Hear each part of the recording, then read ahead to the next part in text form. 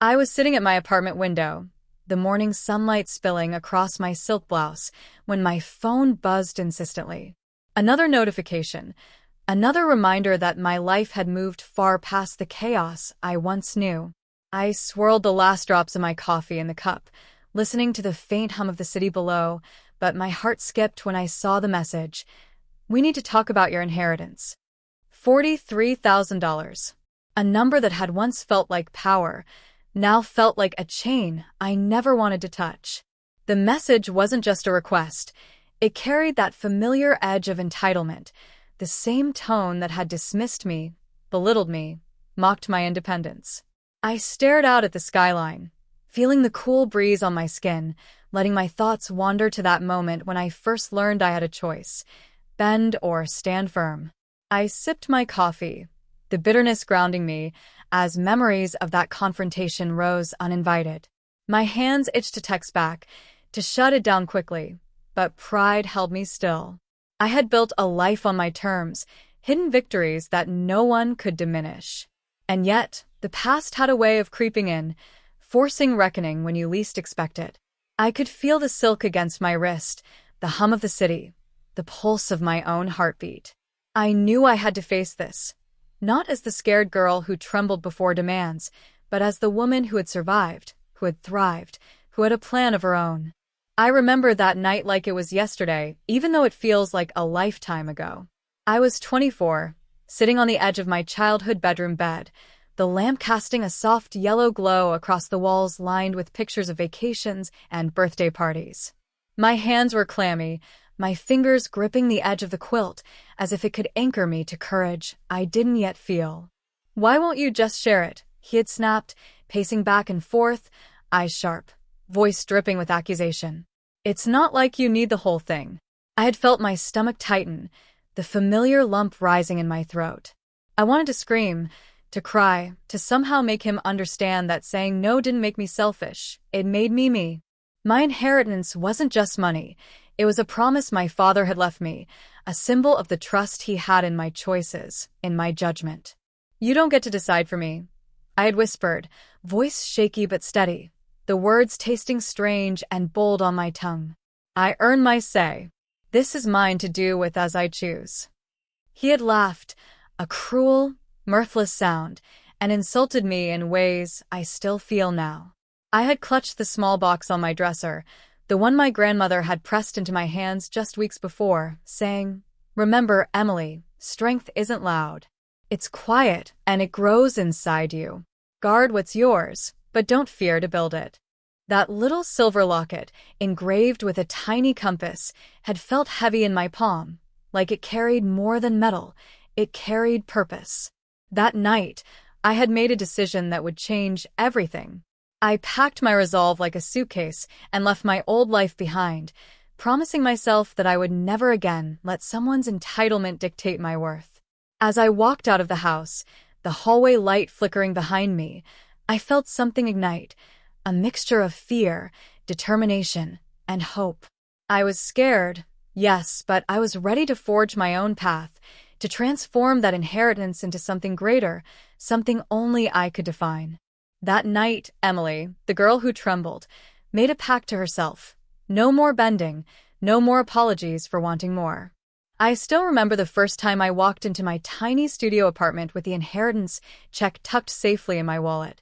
The city felt enormous, each street and building a challenge, a promise, a chance to prove I could do more than survive. I could thrive.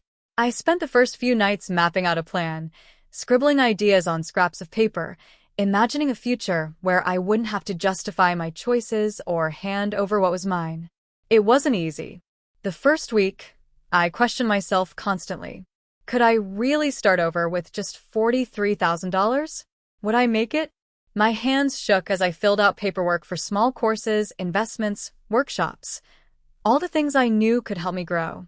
But every challenge, every small task, felt like a step toward reclaiming myself.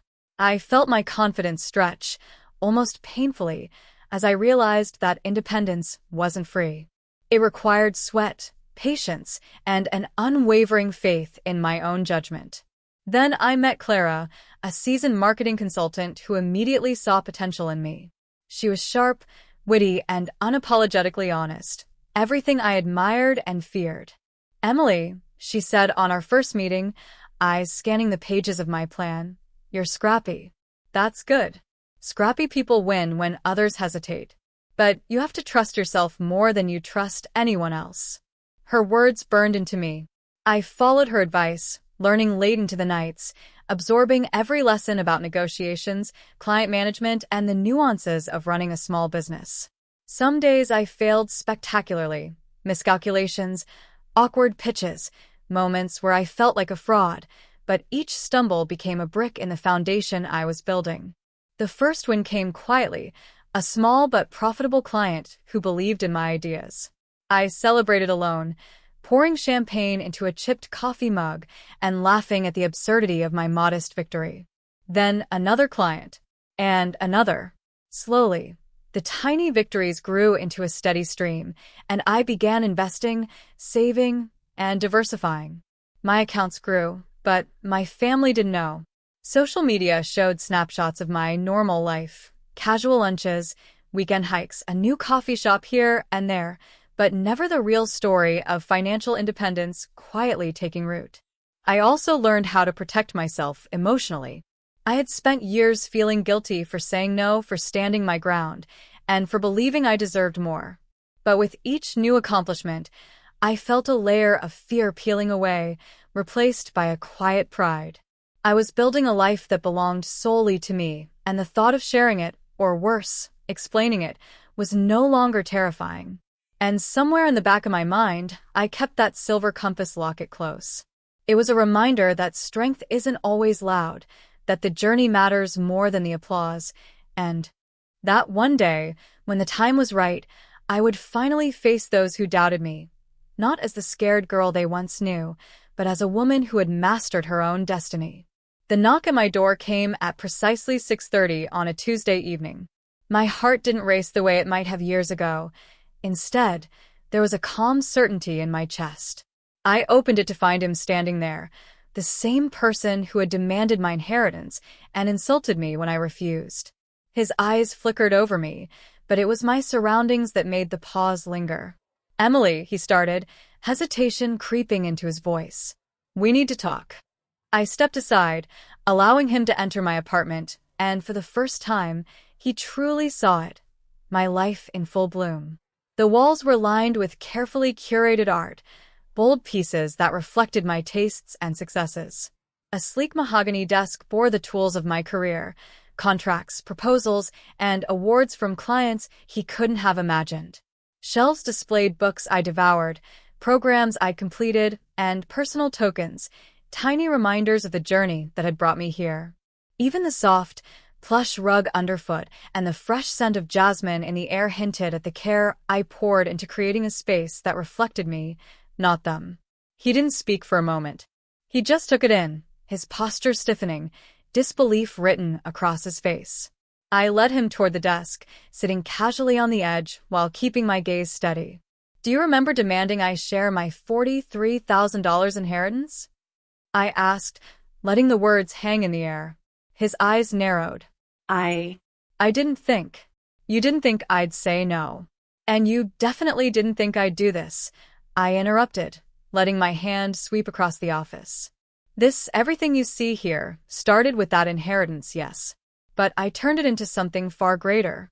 Something you wouldn't have imagined, because you underestimated me." I reached for my tablet and flipped to the financial summary of my ventures. Revenue growth, successful investments, client portfolios, and the net worth I had built quietly over the years. His jaw dropped slightly, eyes widening at the sheer scale of what I had achieved in the shadows, while he had assumed I was still struggling. "I didn't just keep the money," I continued. "I used it to create opportunities to learn, to grow. I built this life. And no one, not even you, had the right to try to control it."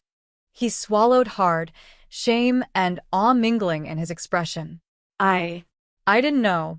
You never did," I said, voice soft but firm. "And now you see what happens when you doubt me." You see that I am more than your assumptions, more than your insults, more than a $43,000 inheritance. I am the choices I make and the woman I've become."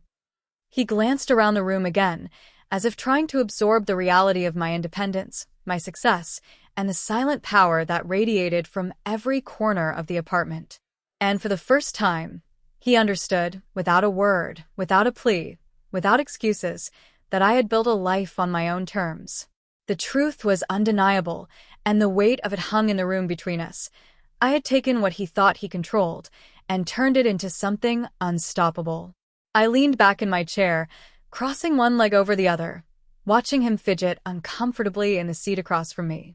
The tables had turned, and it was a feeling I savored, not with malice, but with clarity.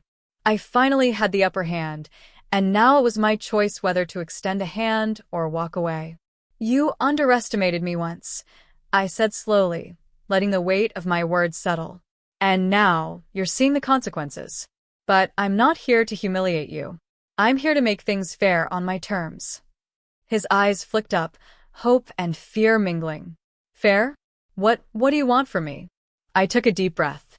"First, you acknowledge your behavior. That includes the entitlement, the insults, the assumption that my choices aren't valid. You can't step into my world carrying the same toxic patterns."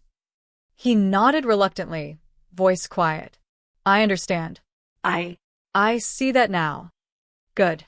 Second," I continued, "if we are to have any relationship moving forward, it will be built on respect and accountability. You will pursue your own ambitions instead of leaning on mine or expecting handouts. That means tangible goals, clear plans, and effort. You will show me that you can stand on your own 2 feet without trying to control someone else's life." I watched him swallow hard, the old arrogance replaced with the weight of realization.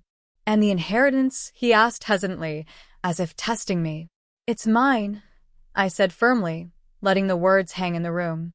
It was never just money. It was the spark that started my journey. I used it to build something lasting, something only I could create. You may have wanted control, but I wanted growth. And growth can't be shared. It has to be earned.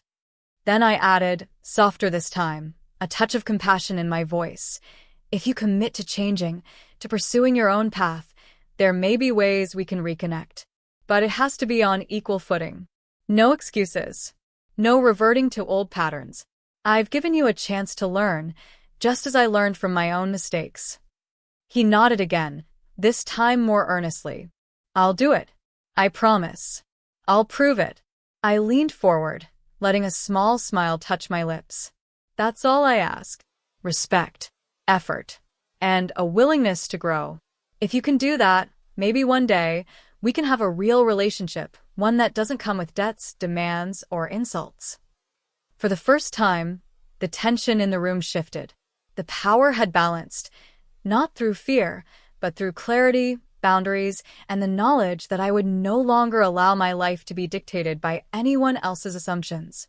I felt lighter already, knowing that my past confrontation had led not only to my own independence, but also to a chance for others to rise to meet me where I stood, strong, unshakable, and unapologetically me.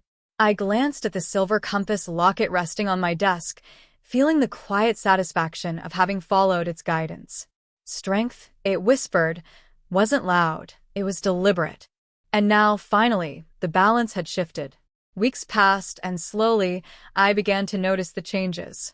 He kept his promises in small but meaningful ways, showing up to work early, taking courses to improve his skills, calling me occasionally with updates that reflected genuine effort. It wasn't perfect, and I didn't expect it to be. But each step was a reminder that boundaries, once set, could transform not only my life, but the lives of others around me. I spent quiet mornings on my balcony, sipping coffee and watching the sunrise paint the city in hues of gold and pink. I thought about how far I had come, from the scared, trembling girl who clutched a silver compass locket in her hands, to the woman who now built her empire quietly, confidently, on her own terms. Every decision, every challenge, every lonely night of doubt had been worth it. The locket rested on my desk, catching the light just so. I traced its edges, remembering my grandmother's words. Strength is quiet, but it grows inside you. They had carried me through every struggle, every insult, every moment I feared I would fail. And now, looking around at my life, I understood what she meant.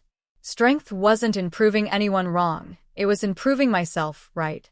I smiled, thinking about the person I had become. I didn't need validation from those who once doubted me.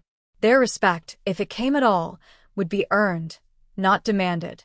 And in that, I felt a profound sense of peace.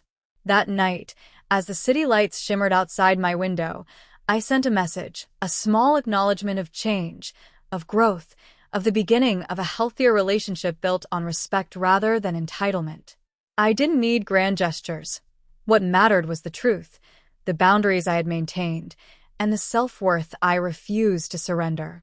And as I closed my laptop, letting the quiet hum of the apartment wrap around me, I whispered to myself, a line that felt like both a promise and a declaration.